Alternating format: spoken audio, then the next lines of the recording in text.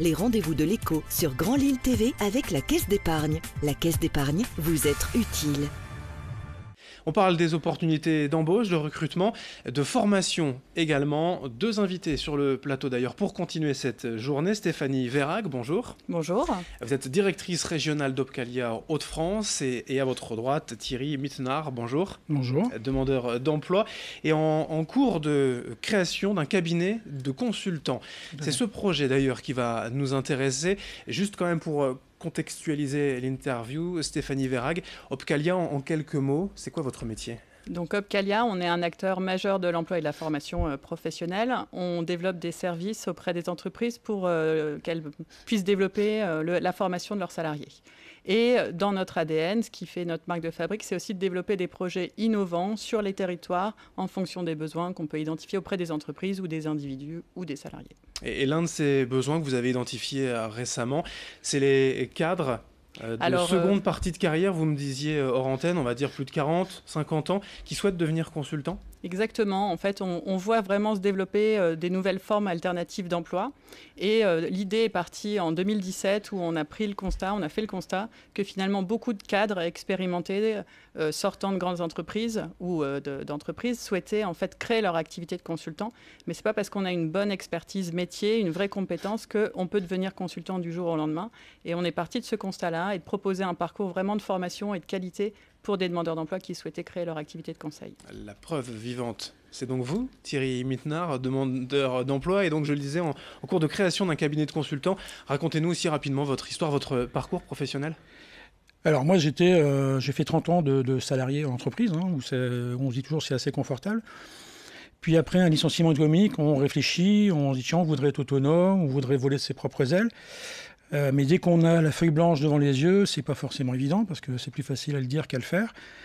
Et puis à un moment donné, on cherche, on regarde ce qui se passe autour de nous, on se renseigne parce qu'on a l'impression que c'est un peu la jungle, mais en fin de compte, il y a pas mal de structures qui nous aident. C'était quoi votre poste précisément ? J'étais directeur de projet dans une société de marketing, fabrication publicitaire. Et vous vous êtes dit, pourquoi pas vendre mes services au plus offrant en tant que consultant ? Voilà, je pense que quand on a passé l'âge des 45-50 ans, on a plutôt envie d'aller proposer ses services à des entreprises. Et c'est pourquoi on a intégré cette formation de consultant formateur digital où on est 16 personnes, tous d'horizons variés, tous avec des vies personnelles différentes.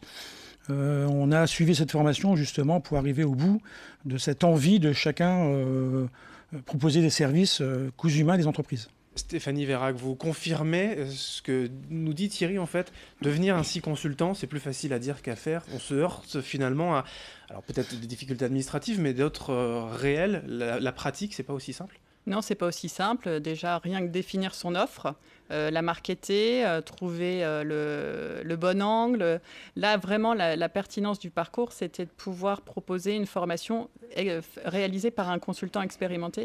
Et il y a eu un vrai partage de pratiques et vraiment, ça a permis aux personnes de savoir en gros quel était le chemin à prendre pour devenir consultant. Thierry, maintenant, vous confirmez d'une page blanche avec Opcalia, cette formation, vous avez pu affiner votre projet ? Disons que cette formation expérimentale nous a conduit, aidé par un consultant qui est déjà bien en place, Laurent Goliot pour le nommer, qui nous a été le facilitateur d'harmoniser l'ensemble du groupe pour aller vers l'objectif final, aller se lancer dans cette entreprise de consulting. Et Laurent a permis aussi à ce groupe, parce qu'on peut penser qu'après une formation, ce groupe, il va chacun de son côté, vite de ses propres envies. Mais en fin de compte, on reste soudés, on a l'idée de créer une association ou un cabinet de consultants, on est en pleine réflexion, on sort tout juste de la formation. Et cette envie, elle est forte parce qu'il y a eu un groupe qui s'est formé, un groupe avec des valeurs humaines, avec des valeurs de respect, avec des valeurs de bienveillance. Et on est tous attentifs à l'un et l'autre pour ce qu'on réussisse à 100%. On s'est donné d'ailleurs l'objectif dans notre réunion de réussir d'ici 6 mois au plus tard la fin de l'année, qu'on soit tous positionnés quelque part. Alors, c'est clair que parmi les 16, il y en aura certainement qui vont retourner dans le monde du salariat, il n'y a pas de doute. Oui. Mais on espère devenir tous consultants et se partager. Parce que là, depuis la fin de la formation, on fait beaucoup de réseautage, c'est important. C'est la base pour le consulting. Mais on reste soudés, on se voit toutes les semaines, 2 fois par semaine, on travaille sur les projets, on se réunit. Voilà. On pensait qu'après la formation, ce serait terminé. Eh bien non, il y a une vie après. Et on a créé la Consulteam qui nous permettra d'aller de l'avant. Pour revenir quand même à la base de cette formation, Stéphanie Verhaeghe, l'envie, on en parlait, le besoin aussi était réel, c'était quand même assez nouveau comme formation. C'est la première fois, en fait. Ouais. C'est un projet qu'on a développé là depuis 2017 qui vise en fait à accompagner 300 personnes sur le territoire national, 7 régions. Et on a eu un groupe à Lille et un groupe à Amiens.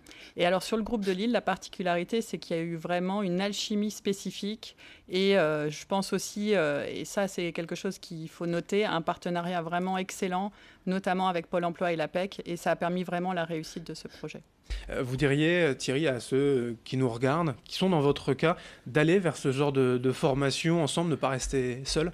Alors moi, je voudrais passer un message et permettre ce temps d'antenne qui m'est accordé. Voilà, je vais remercier aussi Opcalia qui est à côté de moi avec Stéphanie qui la représente. Mais Pôle emploi, le français a toujours cette image un peu négative, péjorative, du guichet distributeur, du gendarme. Mais moi, je voudrais quand même témoigner que Pôle emploi est un vrai accompagnateur humain. Je voudrais citer quand même Madame Azem, Madame Thieffry de l'agence de Pôle emploi d'Halluin qui nous a accompagnés dans ce projet. Et ils ont fait un vrai boulot d'accompagnement. Ils nous ont emmenés vers cette formation, ils ont suivi. Et d'ailleurs, après la formation, il y a aussi Monsieur Dumartin du groupe C2 Consulting, qui fait partie des partenaires, qui nous suit, il ne nous a pas lâchés. Il a fait un point la semaine passée avec nos différents consultants pour lesquels, sur l'offre de service, il a été vraiment à donner des conseils, à dire voilà, c'est pas bien, voilà, c'est mieux, allez plutôt dans ce sens. Et voilà, il y a encore un accompagnement après cette formation, malgré qu'elle est terminée. Donc vous le conseillez, les yeux fermés à ceux qui nous regardent? Eh bien moi j'espère que les financeurs qui m'écoutent vont financer ce genre de démarche et de formation parce que c'est vraiment génial. Il y en a d'autres prévus dans le prochain mois, dans le calendrier? L'idée c'est là on expérimentait, c'était financé à 100% par Opcalia. Par la suite, l'idée c'est de pouvoir continuer ce type de projet et de trouver d'autres solutions de financement. Mais il y a une vraie pertinence et il faut continuer le déploiement. Le message est lancé. Merci Stéphanie Verhaeghe, directrice régionale d'Opcalia Hauts-de-France, et Thierry Mittenard, demandeur d'emploi et donc en cours de création d'un cabinet de consultants. On vous souhaite le meilleur, bien sûr. Les rendez-vous de l'écho sur Grand Lille TV avec la Caisse d'épargne. La Caisse d'épargne, vous êtes utile.